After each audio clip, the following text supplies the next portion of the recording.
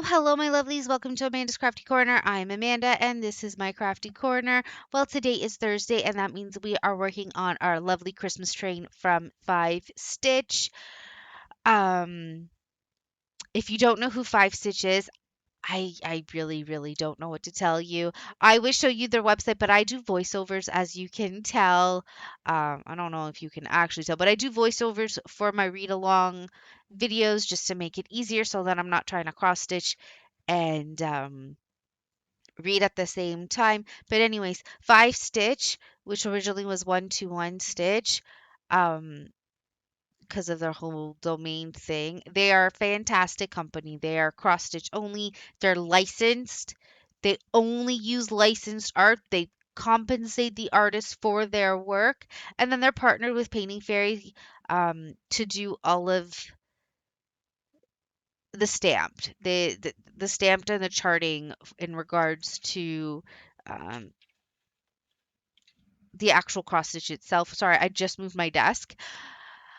So yeah, please go take a look at their website. They have fantastic things. They're always updating the website. Go take a look.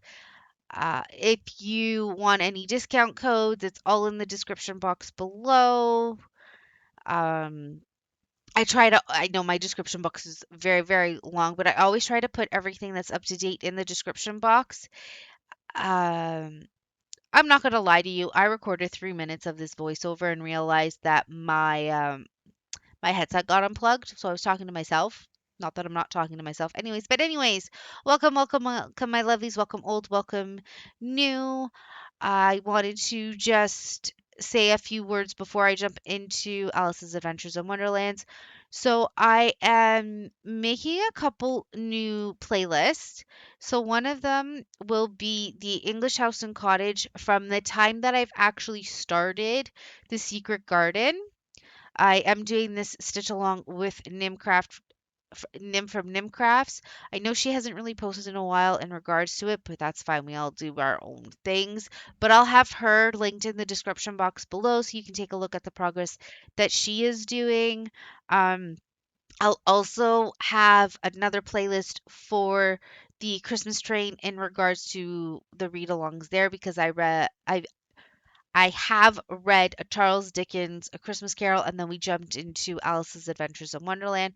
So anytime I now have these read-alongs, I'll have a playlist, and then I'll have a master. I'll have like a master playlist for everything 5stitch related, and then of course my everything craft related videos as well. So you'll have so many playlists that you can go through. You can pick and choose what you want to watch. Um,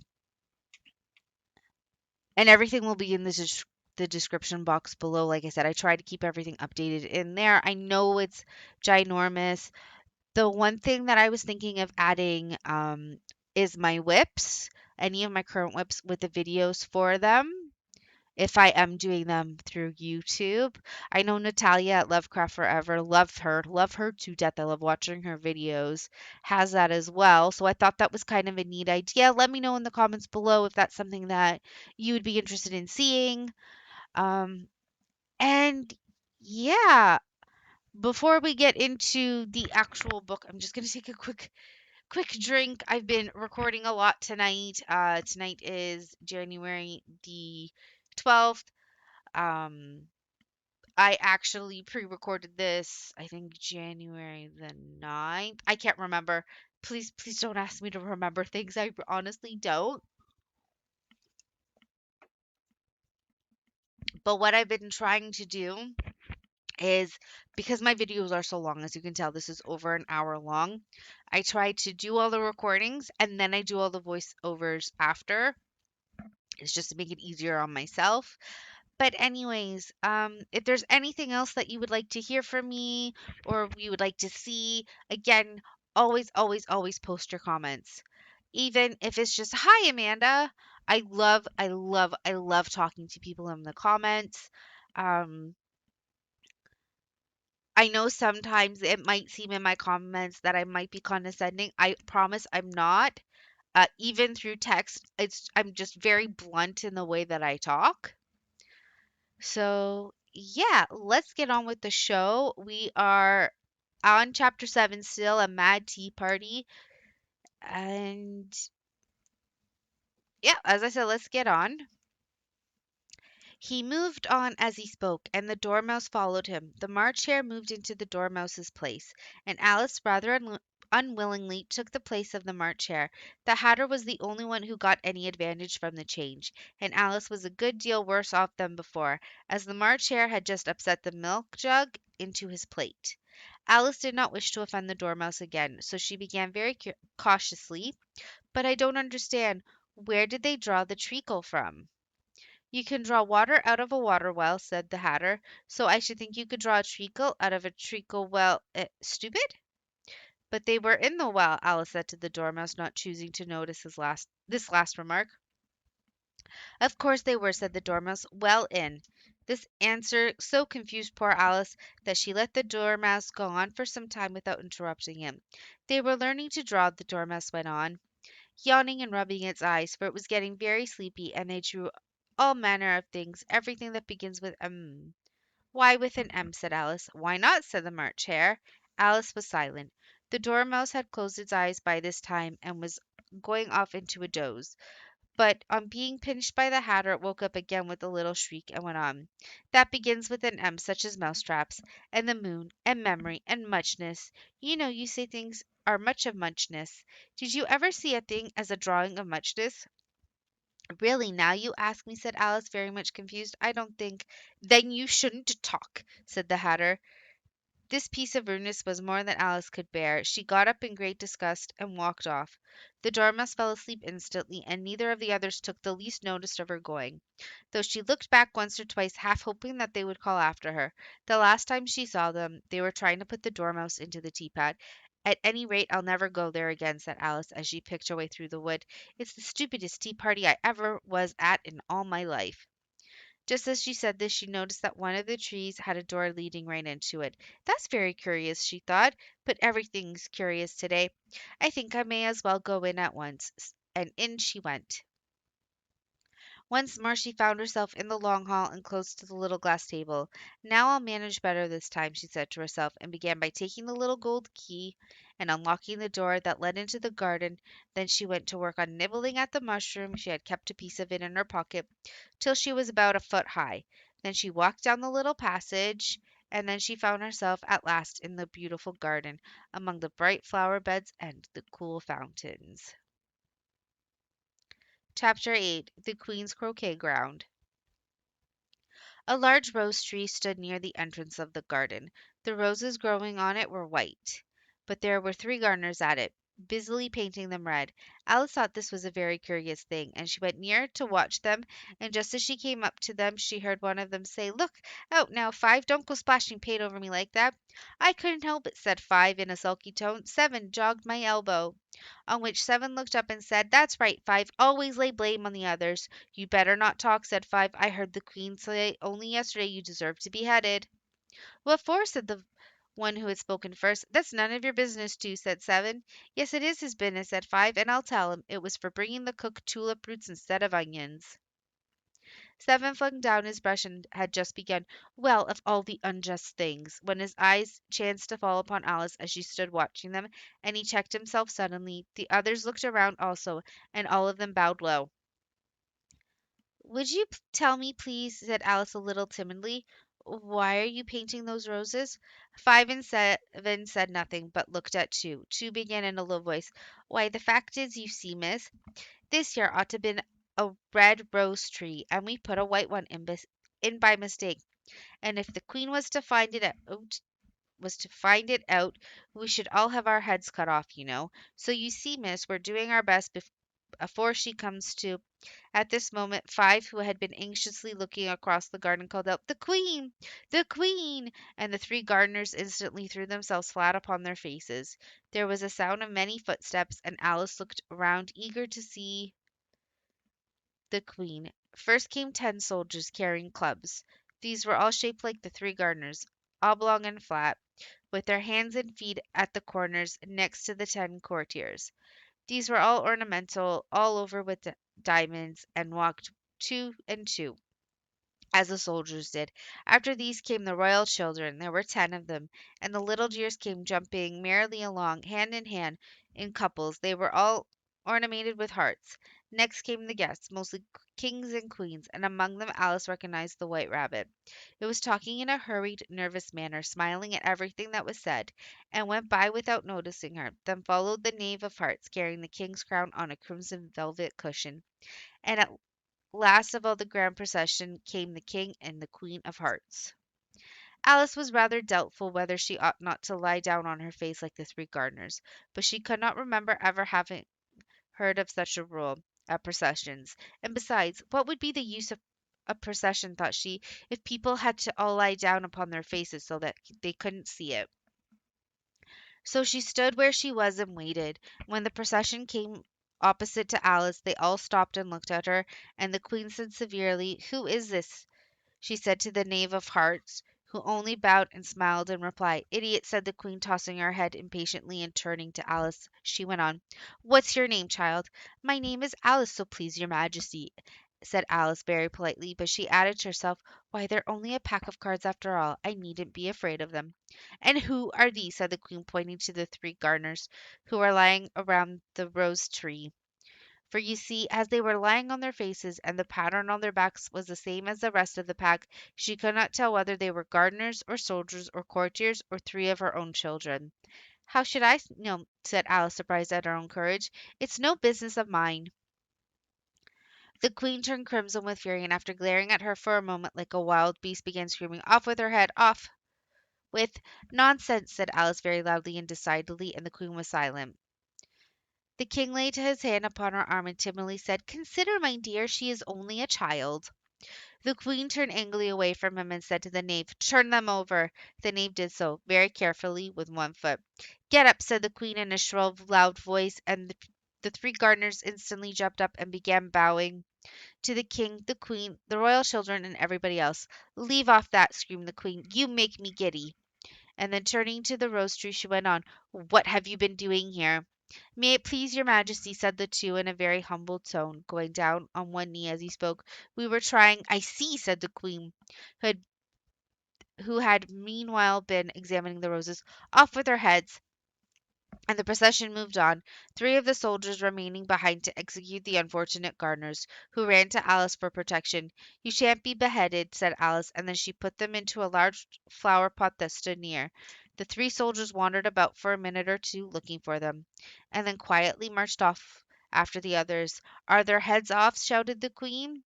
"Their heads are gone, if it please your Majesty," the soldiers shouted in reply. "That's right," shouted the Queen. "Can you play croquet?"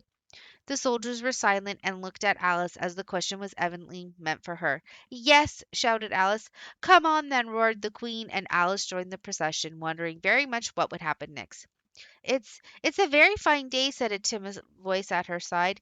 She was walking by the white rabbit, who was peeping anxiously into her face. "Very," said Alice. "Where's the Duchess?" "Hush, hush," said the rabbit in a low, hurried tone. He looked anxiously over his shoulder as he spoke, and then raised himself upon tiptoe, put his mouth close to her ear, and whispered, "She's under sentence of execution." "What for?" said Alice. "Did you say what a pity?" the rabbit asked. "No, I didn't," said Alice. "I don't think it's all a pity. I said, what for?" "She boxed the Queen's ears," the rabbit began. Alice gave a little scream of laughter. "Oh, hush!" the rabbit whispered in a frightened tone. "The Queen will hear you. You see, she came rather late, and the Queen said—" "Get to your places!" shouted the Queen in a voice of thunder, and people began running about in all directions, tumbling up against each other. However, they got settled down in a minute or two, and the game began. Alice thought she had never seen such a curious croquet ground in all her life. It was all ridges and furrows. The croquet balls were live hedgehogs, and the mallets live flamingos, and the soldiers had to double themselves up and stand on their hands and feet to make the arches. The chief difficulty Alice found at first was in managing her flamingo. She succeeded in getting its body tucked away comfortably enough under her arm, but with its legs hanging down, but generally, just as she had got its neck nicely straightened out, and was going to give the hedgehog a blow with its head, it would twist itself around and look up in her face with such a puzzled expression. that she could not help bursting out laughing. And when she had got its head down and was going to begin again, it was very provoking to find that the hedgehog had unrolled itself and was in the act of crawling away. Besides all this, there were generally a ridge or furrow in the way wherever she wanted to send the hedgehog to. And as the doubled up soldiers were always getting up and walking off to other parts of the ground, Alice soon came to the conclusion that it was a very difficult game indeed. The players all played at once, without waiting for turns, quarreling all the while and fighting for the hedgehogs in a very short time. The queen was in a furious passion and went stamping about, shouting, "Off with his head!" or "Off with her head!" about once in a minute. Alice began to feel uneasy, to be sure. She had not as yet had any dispute with the queen, but she thought it might happen any minute, and then thought she would thought she what would become of me. They're dreadfully fond of beheading people here. The great wonder is that there's anyone left alive. She was looking about for some way of escape and wondering whether she could get away without being seen, when she noticed a curious appearance in the air. It puzzled her very much at first, but after watching it a minute or two, she made it out to be a grin, and she said to herself, "It's the Cheshire Cat. Now I shall have somebody to talk to." "How are you getting on?" said the cat, as soon as there was mouth enough for it to speak with. Alice waited till the eyes appeared and then nodded. "It's no use speaking to it," she thought, "till its ears have come, or at least one of them." In another minute the whole head appeared, and then Alice put down her flamingo and began an account of the game, feeling very glad she had someone to listen to her. The cat seemed to think that there was enough of it now in sight, and no more of it appeared.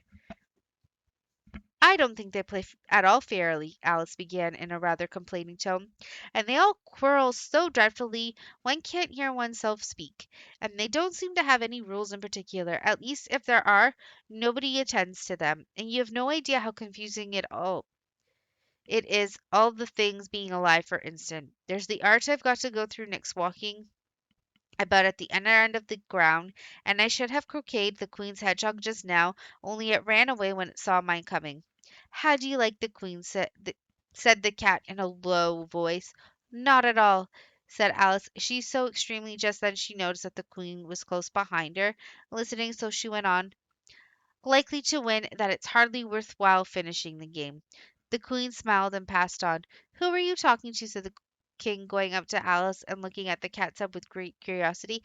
"It's a friend of mine, a Cheshire cat," said Alice. "Allow me to introduce it." "I don't like the look of it at all," said the king. "However, it may kiss my hand if it likes." "I'd rather not," the cat remarked. "Don't be impertinent," said the king, "and don't look at me like that." He got behind Alice as he spoke. "A cat may look at a king," said Alice. "I've read that in some book, but I don't remember where." "Well, it must be removed," said the king very decidedly, and called the queen, who was passing at the moment. "My dear, I wish you would have this cat removed." The queen had only one way of settling all difficulties, great or small. "Off with his head!" she said without even looking around. "I'll fetch the ex- wow. "I'll fetch the executioner myself," said the king eagerly, and he hurried off. Alice thought she might as well go back and see how the game was going on, as she heard the queen's voice in the distance screaming with passion. She had hardly heard her sentence three of the players to be executed for having missed their turns, and she did not like the look of things at all, as the game was in such confusion that she never knew whether it was her turn or not. So she went off in search of her hedgehog. The hedgehog was engaged in a fight with another hedgehog, which seemed to Alice an excellent opportunity for croqueting one of them with the other. The only difficulty was that her flamingo was gone across the other side of the garden, where Alice could see it trying, in a helpless sort of way, to fly up into the tree. By the time that she had caught the flamingo and brought it back, the fight was over, and both hedgehogs were out of sight. "But it doesn't matter much," thought Alice, "as all the arches are gone from this side of the ground."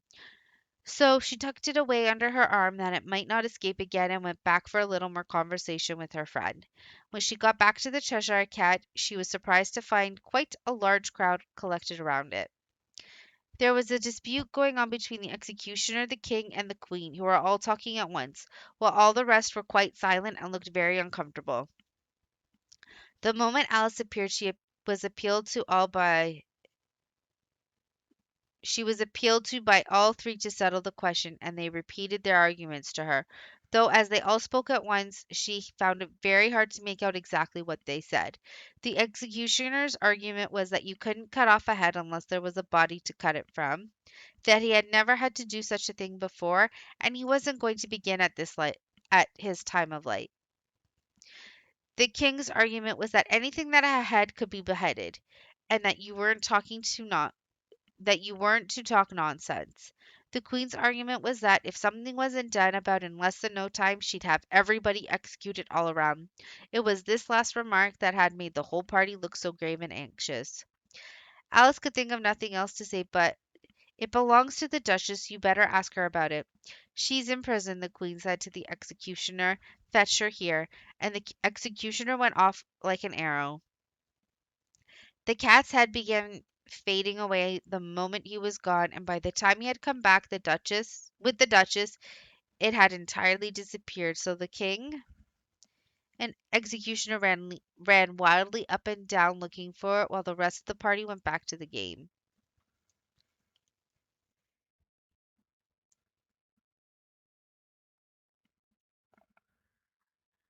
Chapter 9: The Mock Turtle Story. Sorry, I'm just going to take a quick sip of my drink. As I said, Chapter 9: The Mock Turtle Story. "You can't think how glad I am to see you again, you dear old thing," said the Duchess as she tucked her arm affectionately into Alice's as they walked off together. Alice was very glad to find her in such a pleasant temper. She thought to herself that perhaps it was only the pepper that had made her so savage when they met in the kitchen. "When I'm a duchess," she said to herself, not in a very hopeful tone, though, "I won't have any pepper in my kitchen at all. Soup does very well without. Maybe it's always pepper that makes people hot-tempered," she went on, very much pleased at having found out a new kind of rule. "And vinegar that makes them sour, and chamomile that makes them bitter, and barley sugar, and such things that make children sweet-tempered. I only wish people knew that. Then they wouldn't be so stingy about it, you know." She had quite forgotten the Duchess by this time, and was a little startled when she heard her voice so close to her ear. "You're thinking about something, my dear, and that makes you forget to talk. I can't tell you just now what the moral of that is, but I shall remember it in a bit." "Perhaps it hasn't one," Alice ventured to remark. "Tut, tut, child," said the Duchess. "Everything's got a moral if you can only find it." And she squeezed herself up closer to Alice's side as she spoke. Alice did not much like her keeping so close to her, first because the Duchess was very ugly, and secondly because she was exactly the right height to rest her chin upon Alice's shoulder, and it was uncomfortably sharp chin. However, she did not like to be rude, so she bore it as well as she could. "The game's going on rather better now," she said, by way of keeping up the conversation a little. "'Tis so," said the Duchess, "and the moral of that is, oh, 'tis love that makes the world go round."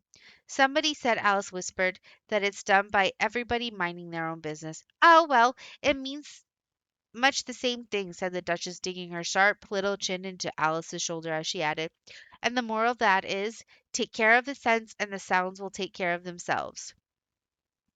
"How fond she is of finding morals in things," Alice thought to herself. I dare say you're wondering why I don't put my arm around your waist," the Duchess said after a pause. "The reason is that I'm doubtful about the temper of your flamingo. Shall I try the experiment?" "He might bite," Alice cautiously replied, not feeling at all anxious to have the experiment tried. "Very true," said the Duchess. "Flamingoes and mustard both bite. And the moral of that is, birds of a feather flock together."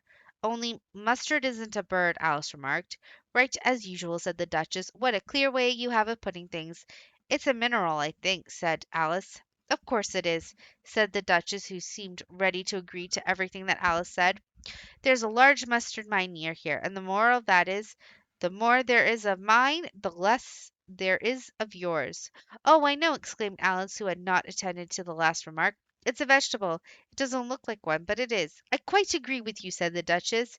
"And the moral of that is, be what you would seem to be, or if you'd like to put it more simply, never imagine yourself not to be otherwise than what it might appear to others that what you were or might have been was not otherwise than what you had been and would have appeared to them to be otherwise.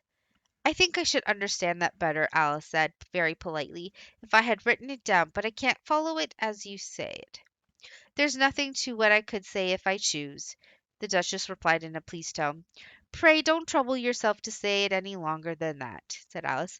Oh, don't talk about trouble, said the Duchess. I make you a present of everything I've said as yet. A cheap sort of present, thought Alice. I'm glad they don't give birthday presents like that. But she did not venture to say that out loud. Thinking again, said the Duchess with another dig of her sharp little chin. I've a right to think, said Alice sharply, for she was beginning to feel a little worried. Just about as much right, said the Duchess, as pigs have to fly, and the. But here, to Alice's great surprise, the Duchess's voice died away, even in the middle of her favorite word, moral, and the arm that was linked into hers began to tremble. Alice looked up, and there stood the Queen in front of them, with her arms folded, frowning like a thunderstorm. A fine day, your Majesty, the Duchess began in a low voice. Now I give you fair warning, shouted the Queen, stamping on the ground as she spoke. Either you or your head must be off, and that in about half no time. Take your choice. The Duchess took her choice and was gone in a moment. Let's go on with the game, the Queen said to Alice, and Alice was much too frightened to say a word, but slowly followed her back to the croquet ground. The other guests had taken advantage of the Queen's absence and were resting in the shade. However, the moment they saw her, they hurried back to the game, the Queen merely remarking that a moment's delay would cost them their lives. All the time they were playing, the Queen never left off quarreling with other players and shouting, "Off with his head!" or "Off with her head!" Those whom she sentenced were taken into custody by the soldiers, who, of course, had to leave off being archers to do this, so that by the end of a half an hour or so there were no archers left, and all the players except the King, the Queen, and Alice were in custody and under sentence of execution. Then the Queen left off quite out of breath. She said to Alice, "Have you seen the Mock Turtle yet?" "No," said Alice. "I don't even know what a Mock Turtle is." "It's the thing Mock Turtle soup is made from," said the Queen. "I never saw one or heard of one," said Alice. "Come on, then," said the Queen, "and he shall tell you his history." As they walked off together, Alice heard the King say in a low voice to the company generally, "You are all pardoned. Come, that's a good thing," she said to herself, for she had felt quite unhappy at the number of executions the Queen had ordered. They very soon came upon a griffin lying fast asleep in the sun. If you don't know what a griffin is, look at the picture. Is literally what it says in parentheses. "Up, lazy thing," said the Queen, "and take this young lady to see the Mock Turtle and to hear his history. I must go back and see after some executions I have ordered." And she walked off, leaving Alice alone with the Griffin. Alice did not quite like the look of the creature, but on the whole she thought it would be quite as safe to stay with it as to go after the savage Queen. So she waited. The Griffin sat up and rubbed its eyes. Then it watched the Queen till she was out of sight. Then it chuckled. "What fun," said the Griffin, half to itself, half to Alice. "What is the fun?" said Alice. "Why, she," said the Griffin. "It's all her fancy that they never executes nobody, you know. Come on." Everybody says "come on" here, thought Alice as she went slowly after it. "I never was so ordered about before in all my life. Never." They had not gone far before they saw the Mock Turtle in the distance, sitting sad and lonely on a little ledge of rock, and as they came near, Alice could hear him sighing as if his heart would break. She pitied him deeply. "What is his sorrow?" she asked the Griffin, and the Griffin answered very nearly in the same words as before. "It's all his fancy, that. He hasn't got no sorrow, you know. Come on." So they went up to the Mock Turtle, who looked at them with large eyes full of tears, but said nothing. "This here young lady," said the Griffin, "she wants for to know your history, she do." "I'll tell it to her," said the Mock Turtle in a deep, hollow tone. "Sit down, both of you, and don't speak a word until I've finished." So they sat down, and nobody spoke for some minutes. Alice thought to herself, "I don't see how he can ever finish if he doesn't begin," but she waited patiently. "Once," said the Mock Turtle at last with a deep sigh, "I was a real turtle." These words were followed by a very long silence, broken only by the occasional sound of "Htch!" from the Gryphon and the constant heavy sobbing of the Mock Turtle. Alice was very nearly getting up and saying, "Thank you, sir, for your interesting story." But she could not help thinking there must be more to come, so she sat still and said nothing. "When we were little," the Mock Turtle went on at last, more calmly, though still sobbing a little now and then, "we went to school in the sea. The master was an old turtle. We used to call him Tortoise." "Why did you call him Tortoise if he wasn't one?" Alice asked. "We called him Tortoise because he taught us," said the Mock Turtle angrily. "Really, you are very dull." "You ought to be ashamed of yourself for asking such a simple question," added the Gryphon. And then they both sat silent and looked at poor Alice, who felt ready to sink into the earth. At last the Gryphon said to the Mock Turtle, "Drive on, old fellow. Don't be all day about it." And he went on in these words: "Yes, we went to school in the sea, though you mayn't believe it." "I never said I didn't," interrupted Alice. "You did," said the Mock Turtle. "Hold your tongue," added the Gryphon before Alice could speak again. The Mock Turtle went on: "We had the best of educations. In fact, we went to school every day." "I've been to a day school, too," said Alice. "You needn't be so proud as all of that." "With extras?" asked the Mock Turtle a little anxiously. "Yes," said Alice. "We learned French and music." "And washing?" said the Mock Turtle. "Certainly not," said Alice indignantly. "Ah, then yours wasn't a really good school," said the Mock Turtle in a tone of great relief. "Now at ours they had at the end of the bill French, music, and washing extra." "You couldn't have wanted it much," said Alice, "living at the bottom of the sea." "I couldn't afford to learn it," said the Mock Turtle with a sigh. "I only took the regular course." "What was that?" inquired Alice.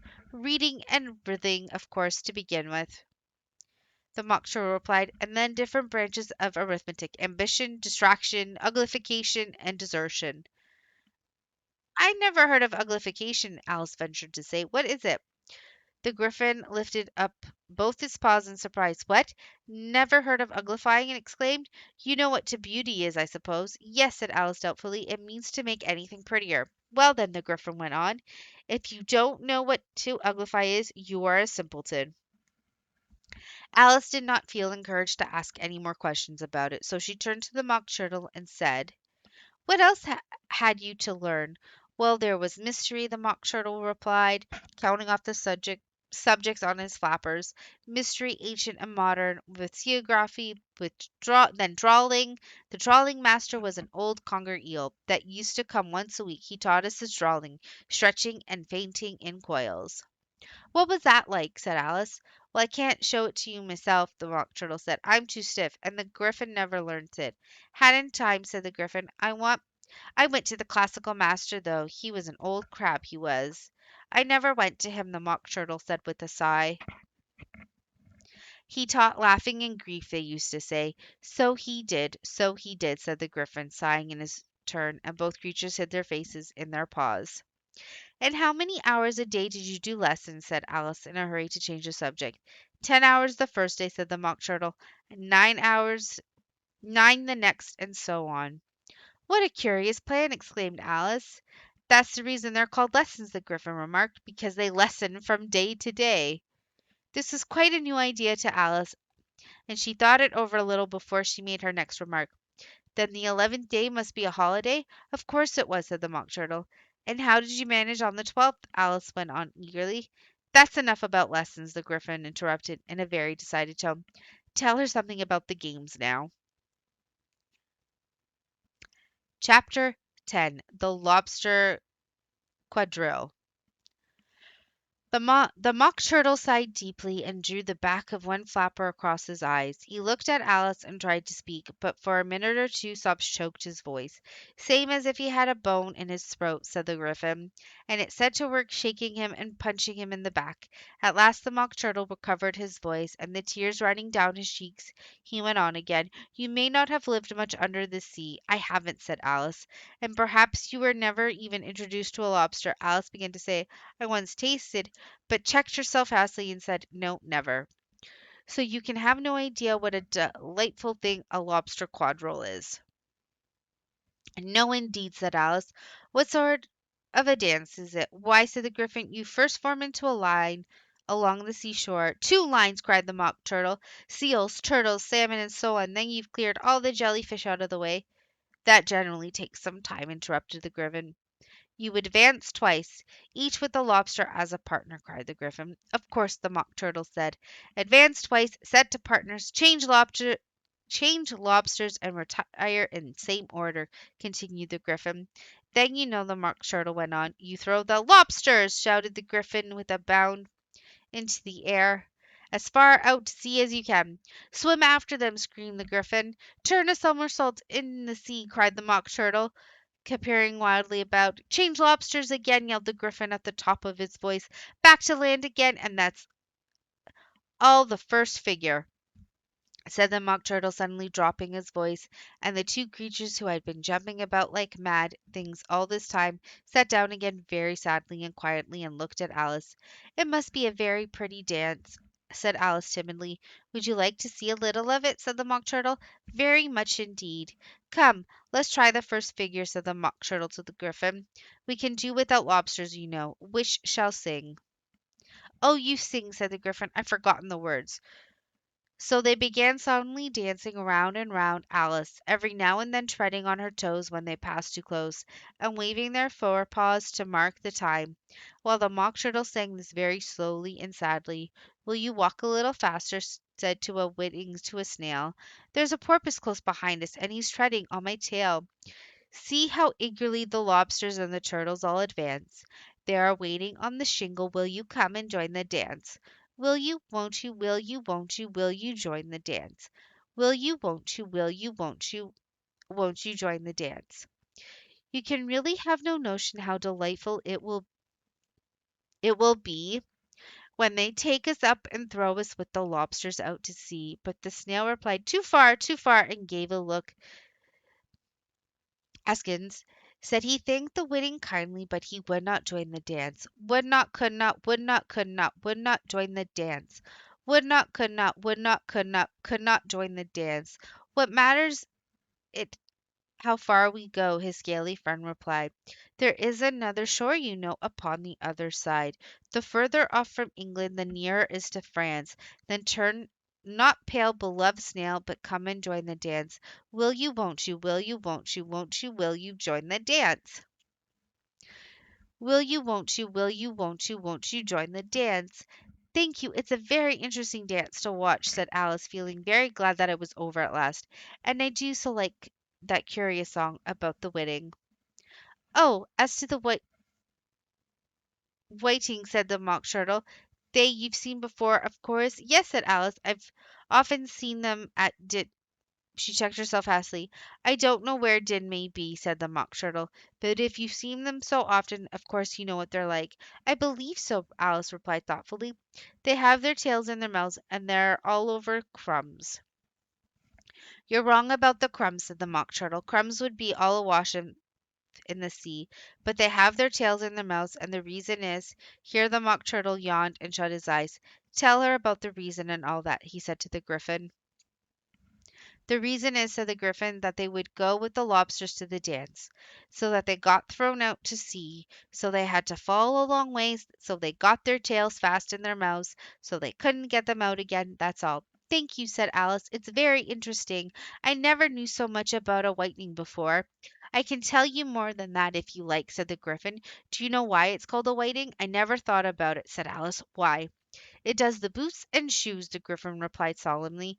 Alice was thoroughly puzzled. Does the boots and the shoes? She repeated in a wondering tone. Why, what are your shoes done with? Said the Gryphon. I mean, what makes them so shiny? Alice looked down at them and considered a little before she gave her answer. They're done with blacking, I believe. Boots and shoes under the sea, the Gryphon went on in a deep voice, are done with whiting. Now you know. And what are they made of? Alice asked in a tone of great curiosity. Soles and eels, of course, the Gryphon replied rather impatiently. Any shrimp could have told you that. If I'd been the whiting, said Alice, whose thoughts were still running on the song, I'd have said to the purpose, keep back, please. We don't want you with us. They were obliged to have him with them, the Mock Turtle said. No wise fish would go anywhere without a porpoise. Wouldn't it really? Said Alice in a tone of great surprise. Of course not, said the Mock Turtle. Why, if a fish came to me and told me he was going on a journey, I should say, with what porpoise? Don't you mean purpose?" said Alice. "I mean what I say," the Mock Turtle replied in an offended tone. And the Gryphon added, "Come, let's hear some of your adventures." "I could tell you my adventures from the beginning from this morning," said Alice timidly, "but it's no use going back to yesterday because I was a different person then." "Explain all that," said the Mock Turtle. "No, no, the adventures first," said the Gryphon in an impatient tone. "Explanations take such a dreadful time." So Alice began telling them of her adventures. From the time when she first saw the white rabbit, she was a little nervous about it. Just at first, the two creatures got so close to her, one on each side, and opened their eyes and mouths so very wide, but she gained courage as she went on. Her listeners were perfectly quiet till she got to the part about her repeating "your old Father William" to the caterpillar, and the words all coming different, and then the Mock Turtle drew a long breath and said, "That's very curious." "It's all about as curious as it can be," said the Gryphon. "All came different," the Mock Turtle repeated thoughtfully. "I should like to hear her try and repeat something now. Tell her to begin." He looked at the Gryphon it had come silent, as if he thought it had some kind of authority over Alice. "Stand up and repeat. 'Tis the voice of the sluggard," said the Gryphon. "How the creatures order one about and make one repeat lessons," thought Alice. "I might as well be at school at once." However, she got up and began to repeat it, but her head was so full of the lobster quadrille that she hardly knew what she was saying, and the words came out very queer indeed. "'Tis the voice of the lobster," I heard him declare. "You have baked me too brown, I must sugar my hair. As a duck with its eyelids, so he with his nose trims his belt and his buttons and turns out his toes. When the sands are all dry, he is gay as a lark, and will talk in contemptuous tones of the shark. But when the tide rises and sharks are around, his voice has a timid, tremulous sound." "That's different from what I used to say when I was a child," said the Gryphon. "Well, I never heard it before," said the Mock Turtle, "but it sounds uncommon nonsense." Alice said nothing, as she had sat down with her face in her hands, wondering if anything would ever happen in a natural way again. "I should like to have it explained," said the Mock Turtle. "She can't explain it," said the Gryphon hastily. "Go on with the next verse." "But what about his toes?" the Mock Turtle persisted. "How could he turn them out with his nose, you know?" "It's the first position in dancing," Alice said, but was dreadfully puzzled by the whole thing, and longed to change the subject. "Go on with the next verse," the Gryphon repeated impatiently. "It begins, 'As I passed by his garden.'" Alice did not dare disobey, though she felt sure it would all come out wrong. And she went on in a trembling voice, "I passed by his garden and marked with one eye how the owl and the panther were sharing a pie. The panther took pie crust and gravy and meat, while the owl had the dish as its share of the treat. When the pie was all finished, the owl, as a boon, was kindly permitted to pocket the spoon, while the panther received knife and fork with a growl, and concluded the banquet by—" "What is the use of repeating all that stuff?" the Mock Turtle interrupted, "if you don't explain it as you go on. It's far it's by far the most confusing thing I ever heard."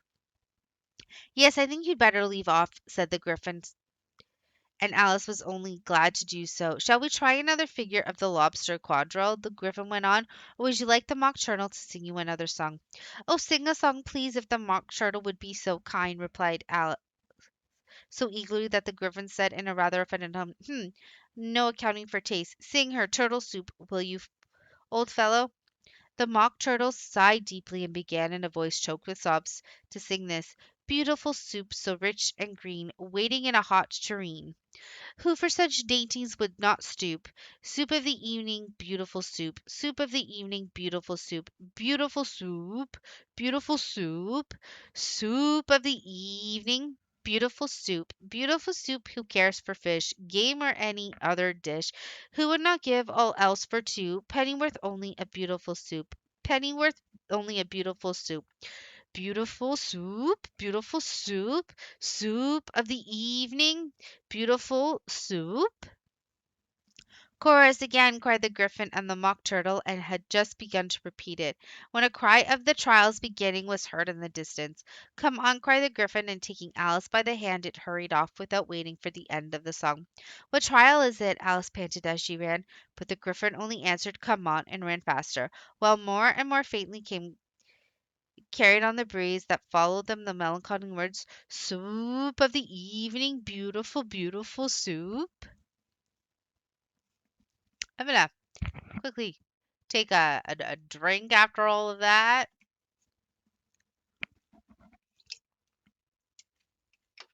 Chapter 11. Who Stole the Tarts?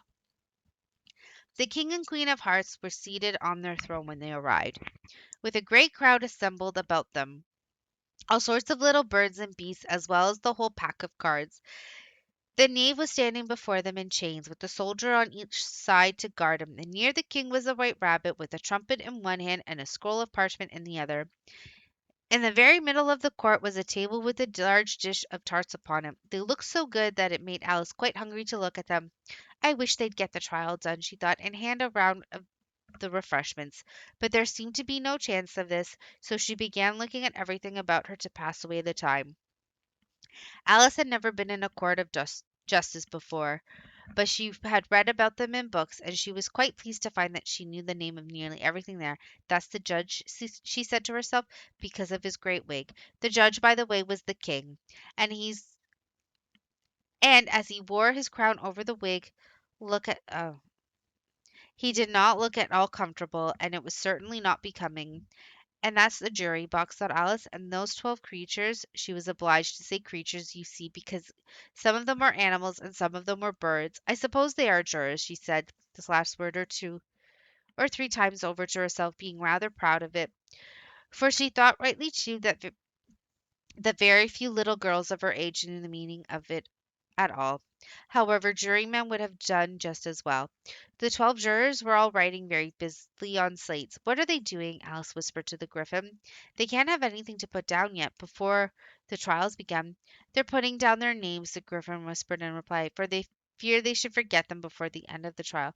"Stupid things," Alice began in a loud, indignant voice, but she stopped hastily, for the white rabbit cried out, "Silence in the court!" and the king put on his spectacles and looked anxiously round to make out who was talking. Alice could see, as well as if she were looking over their shoulders, that all the jurors were writing down stupid things on their slates. And she could even make out that one of them didn't know how to spell stupid, and that he had to ask his neighbor to tell him. "A nice muddle their slates will be in before the trial's over," thought Alice. One of the jurors had a pencil that squeaked. This, of course, Alice could not stand, and she went round the court and got behind him, and very soon found an opportunity of taking away. She did it so quickly that the poor juror, it was Bill the Lizard, could not make out at all what had become of it. So after hunting all about for it, he was obliged to write with one finger for the rest of the day, and this was of very little use, as it left no mark on the slate. "Harold, read the accusation," said the king. On this the white rabbit blew 3 blasts on the trumpet, and then unrolled the parchment scroll and read as follows: "The Queen of Hearts, she made some tarts all in a summer day. The Knave of Hearts, he stole those tarts and took them quite away." "Consider your verdict," the king said to the jury. "Not yet, not yet," the rabbit hastily interrupted. "There's a great deal to come before that." "Call the first witness," said the king, and the white rabbit blew 3 blasts on the trumpet and called out, "First witness!" The first witness was the Hatter. He came in with a teacup in one hand and a piece of bread and butter in the other. "I beg your pardon, your majesty," he began, "for bringing these in, but I hadn't quite finished my tea when I was sent for." "You ought to have finished," said the king. "When did you begin?" The Hatter looked at the March Hare, who followed him into the court arm in arm with the Dormouse. "14th of March, I think it was," he said. "15th," said the March Hare. "16th," said the Dormouse. "Write that down," the king said to the jury, and the jury eagerly wrote down all 3 dates on their slates, and then added them up and produced the answers to shillings and pence. "Take off your hat," the king said to the Hatter. "It isn't mine," said the Hatter. "Stolen!" the king exclaimed, turning to the jury, who instantly made a memorandum of the fact. "I keep them to sell," the Hatter added as an explanation. "I've none of my own. I'm a Hatter." Here the queen put on her spectacles and began staring hard at the Hatter, who turned pale and fidgeted. "Give your evidence," said the king, "and don't be nervous, or I'll have you executed on the spot." This did not seem to encourage the witness at all. He kept shifting from one foot to the other, looking uneasily at the queen, and in his confusion he bit a large piece out of his teacup instead of the bread and butter. Just at this moment Alice felt very curious. felt a very curious sensation which puzzled her a good deal until she made out what it was. She was beginning to grow larger again, and she thought at first she would get up and leave the court, but on second thoughts she decided to remain where she was as long as there was room for her. "I wish you wouldn't squeeze so," said the Dormouse, who was sitting next to her. "I can hardly breathe." "I can't help it," said Alice very meekly. "I'm growing." "You have no right to grow here," said the Dormouse. "Don't talk nonsense," said Alice more boldly. "You know you're growing too." "Yes, but I grow at a reasonable pace," said the Dormouse. "Not that ridiculous fashion." And he got up very sulkily and crossed over to the other side of the court. All this time the Queen had never left off staring at the Hatter, and just as the Dormouse crossed the court, she said to one of the officers of the court, "Bring me the list of the singers in the last concert," on which the wretched Hatter trembled so that he shook off both his shoes. "Give your evidence," the king repeated angrily, "or I'll have you executed, whether you are nervous or not." "I'm a poor man, your majesty," the Hatter began in a trembling voice, "and I hadn't begun my tea, not above a week or so, and what with the bread and butter getting so thin, the twinkling of what?" said the king. "It began with the tea," the Hatter replied. "Of course twinkling begins with a T," said the king sharply. "Do you take me for a dunce? Go on." "I'm a poor man," the Hatter went on, "and most things twinkled after that. Only the March Hare said—" "I didn't," the March Hare interrupted in a great hurry. "You did," said the Hatter. "I deny it," said the March Hare. "He denies it," said the king. "Leave out that part." "Well, at any rate, the Dormouse said," the Hatter went on, looking anxiously around to see if he would deny it too.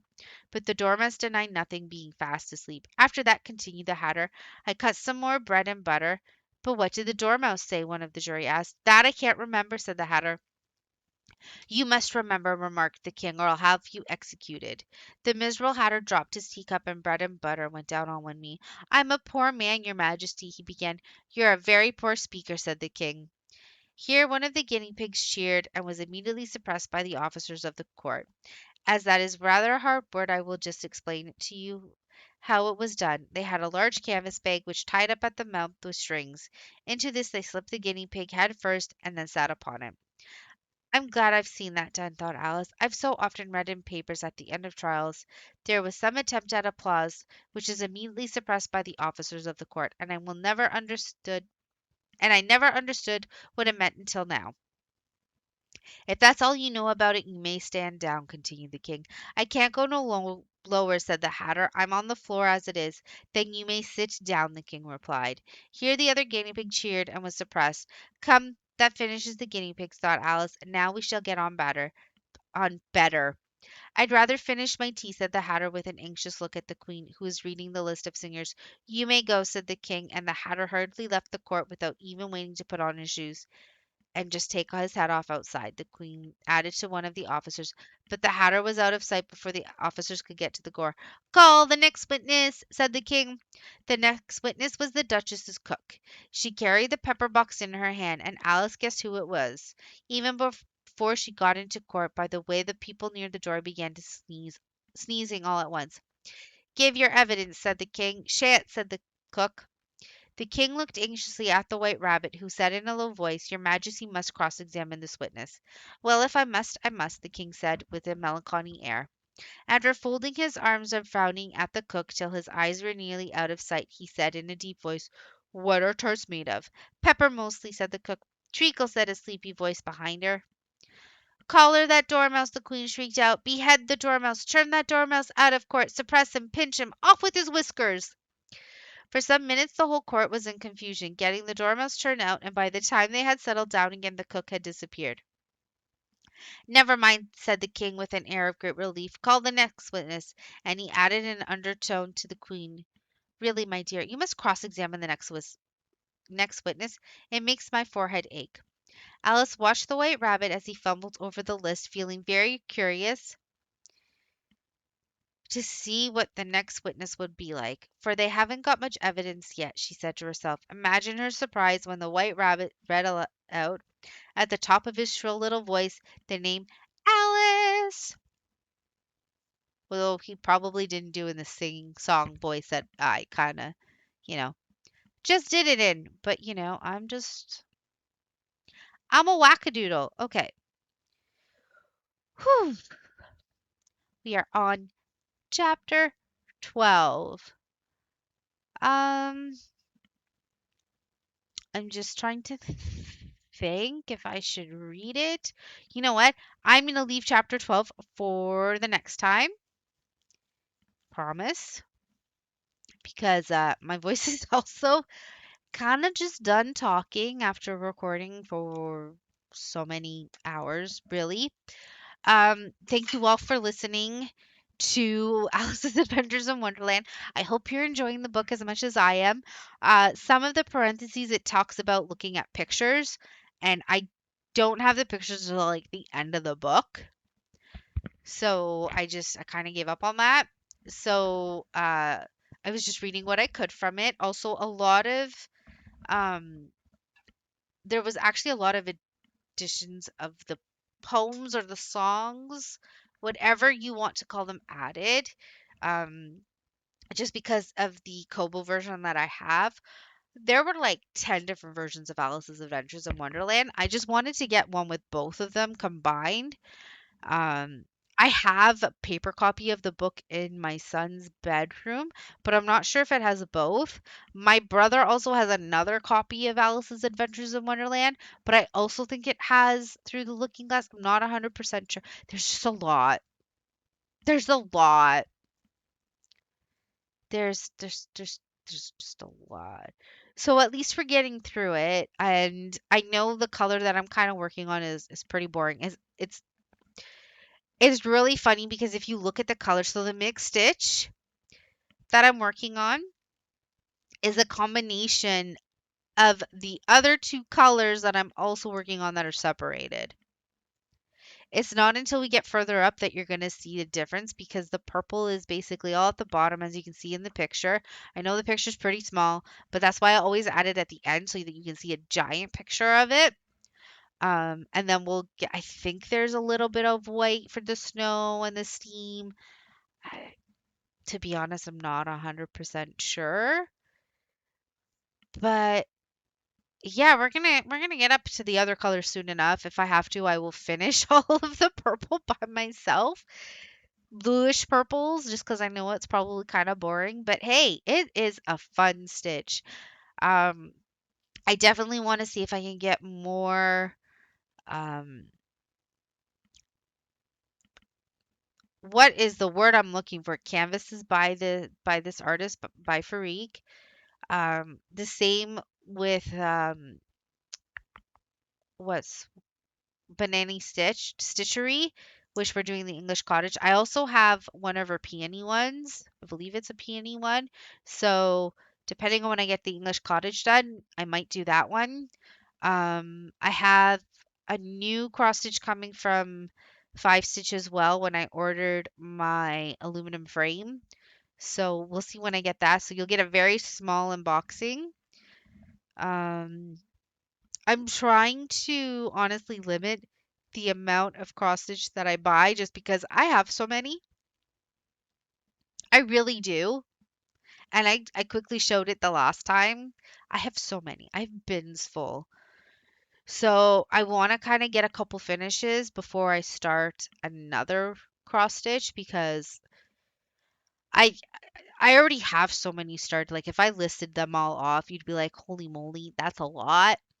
And because I only work on them sometimes, yes, I kind of have a rotation. I have even a spinner. I still like only like my snow globe I work on upstairs in my living room. My Beast and Beauty one or whatever you want to call it, I work on it in my living room as well. I go back and forth between those two. Charizard I work in my bedroom when I'm hanging out with my partner.